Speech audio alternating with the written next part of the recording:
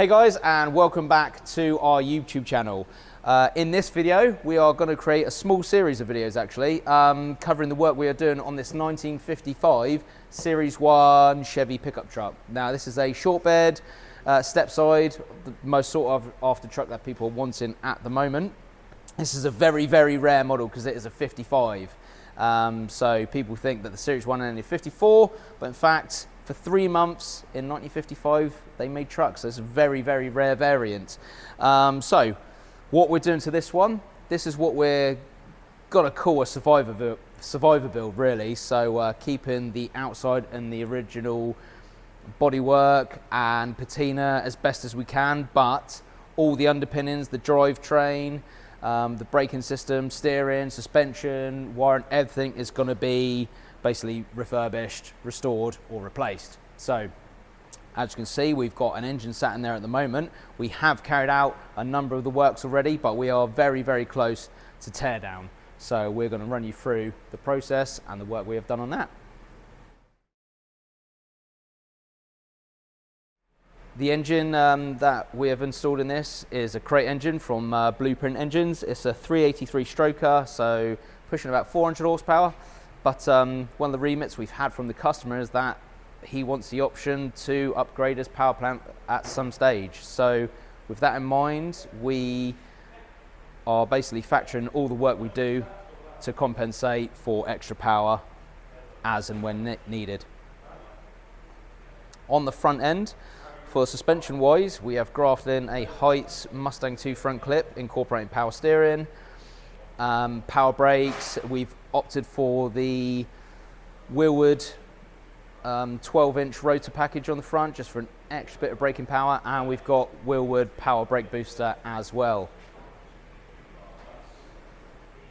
Steering, we have gone for an I Did It steering column, and we like to go for the tilt and shift on these because the cabins on these are usually quite cramped, even with the bench seat in there as well. So the tilt column allows for a bit more adaptability. We are doing some extra additional touches inside, but keeping it as stock as possible, including rewire, the Altman door latch kit, just to improve the door shutting on these, because original door locks and latches are terrible. They're renowned for popping open when you're going down the road, especially when you put more power into these as well. This particular truck is like in phenomenal original condition. The frame rails are basically completely unmolested and undamaged, so absolutely ripe for a good frame restoration and rebuild. And we start by boxing in the original frame rails. The rear is being lowered. We're keeping it on static suspension, so it's not on air, but we needed to add a 4-inch kick in that regardless. Boxed it all in and used our own design triangulated 4-link suspension system, incorporated into a GM rear axle. The rear subframe and K-member design is all our own unique design. It's a formula we use on a lot of our trucks. It's just a nice design, very, very strong and adaptable as well. So it can be used on trucks we put on air ride or static as well. The rear suspension we've opted for on this build are the Gaz Gold Pro coilovers. So they're double adjustable and they're designed and set up for the weight and balance of the rear of this truck. So it should perform and drive actually quite nicely. The next stage we are going to get to on this is to remove the pickup bed and the cab now. As you can see, we have had to raise the pickup bed about 3 inches. Obviously doing that has its own number of knock-on effects. So we've had to incorporate a rear panel, obviously raise bed mounts, and change the way the bed wood actually mounts down to the pickup bed.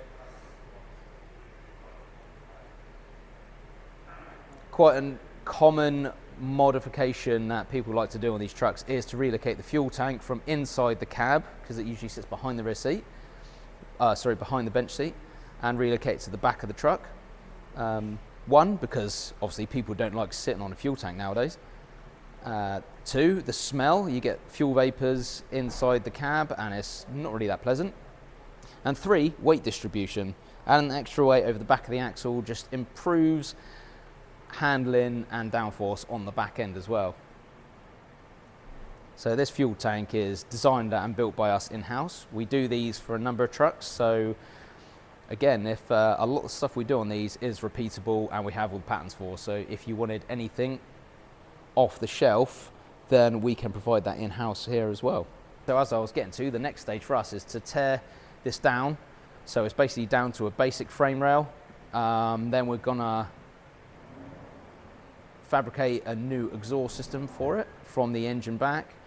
And at that stage, we'll finish boxing in the chassis rails down the center, finish doing our K members, finalize all the chassis all together, make sure it's on the jig and make sure it's nice and square, and then we'll clamp it, jig it properly and fully weld it. And at that stage, we will send it off for powder coating or paint, whatever we choose to do, before reassembly. We now have the Series 1 truck chassis onto our jig.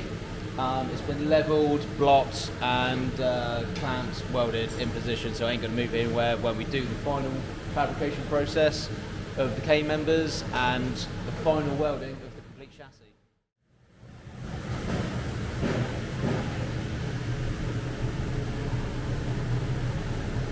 Right, cracking on with the 55 today.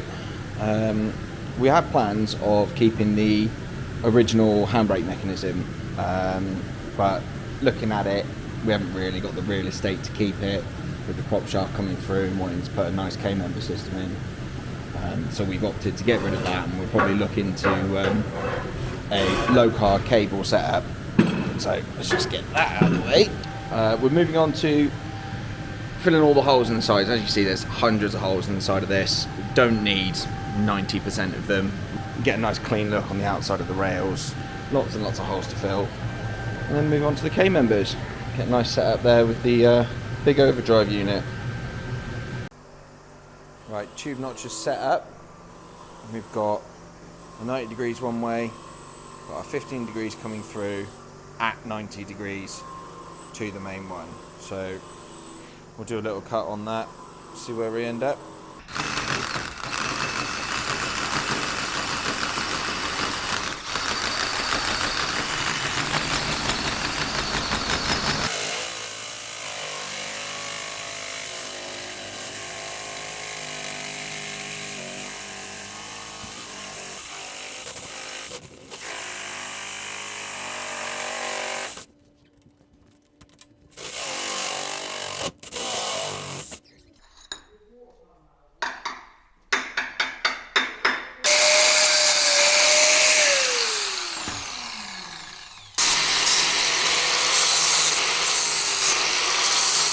So we've got our angle that way,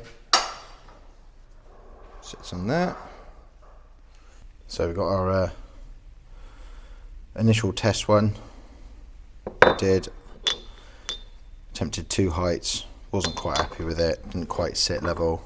Landed with these ones. So as you can see, you've got 90 degree notch one side, and then it's a bit difficult to see, 15 degree notch on that side. Landing point for our main tubes. So I'll get these tacked on and get the main tubes tacked on and we'll be good to go. Right, carrying on with the K members. Got the main rails in, sat on their little standoffs. Got the 2 other supporting rails in. These are all hand fettled in. So we've got a 90 degree there. That's going to slot in. And then I'm just sanding this end back till it fits nice and snug.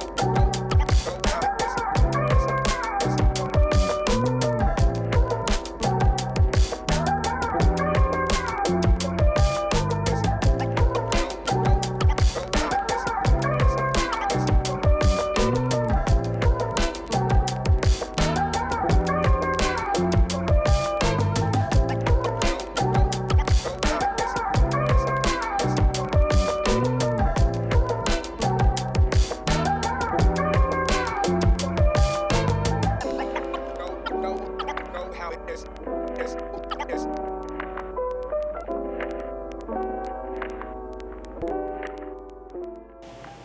So I can't remember where I picked up off on the last video, but we're at the stage now where all the welding has been completed before it needs to be flipped over to carry on the other side. So all the holes in the sides are all done. We've had another pass run over the top of the rail. All of the joints on the K-members on the top, all done. It's all looking nice and smooth on this side now. I'm going to work on getting the other side up to the same stage. So we'll see how we get on.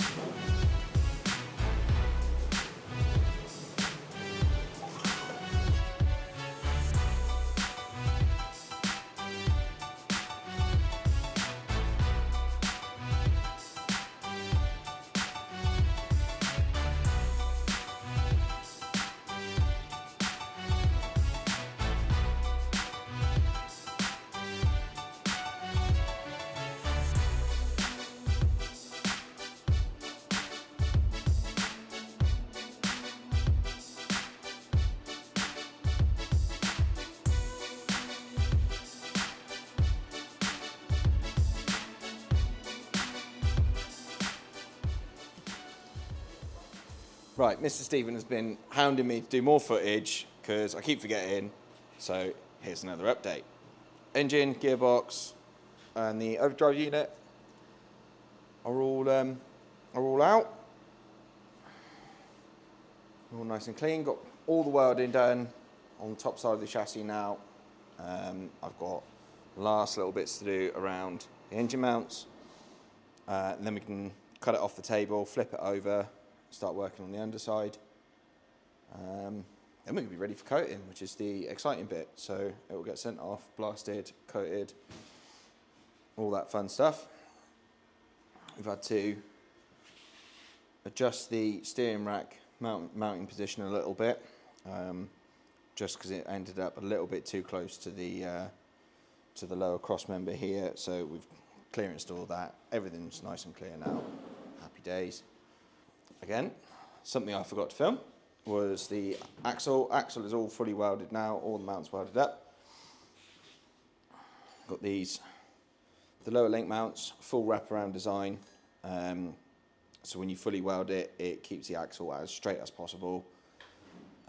With the top links, it was a little bit more difficult to do. So what we've done is we've welded around the axle just bare to apply the heat to correct any movement from the top links from being welded themselves. So I'm going to dress those off, and then that will go off for blasting and coating as well. And I think we're going to be sending it off to get built up with new ring pinion, new half shafts, possibly an LSD in it as well. So